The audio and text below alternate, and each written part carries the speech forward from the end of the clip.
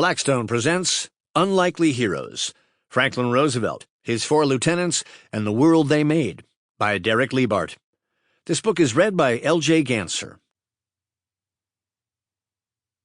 For Angela Lindsay King and her mom. Suffering produces endurance, and endurance produces character, and character produces hope, and hope does not disappoint us. Romans chapter 5, verses 3 to 4. Introduction. One of Franklin Roosevelt's favorite poems was Kipling's If, which presents life as a continuous test. Roosevelt, too, had passed through endless tests of endurance, of waiting, of repeated disappointment, of triumph and disaster, certainly since summer 1921, when he was stricken by polio. He came to feel truly at ease only among the world's cast-offs, as his wife Eleanor observed. Only 4 people served at the top echelon of Roosevelt's presidency from the frightening early months of spring 1933 until he died in April 1945, and in their different ways, they were as wounded as he. This was no coincidence. Himself crippled, Roosevelt had overridden the prejudices of that era toward those who were thought to be damaged. These 3 men, and unprecedentedly 1 woman, were peculiar outsiders rather than actual cast-offs.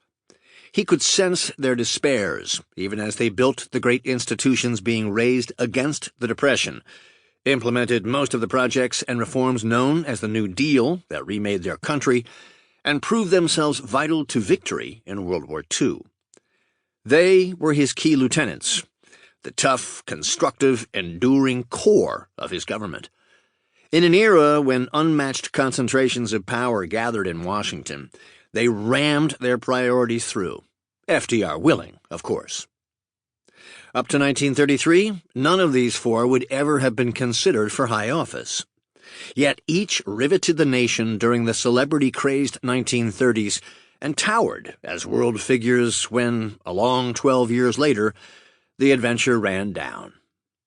They called one another friends, if often through gritted teeth, and were bracketed together by the press and by their swarms of enemies.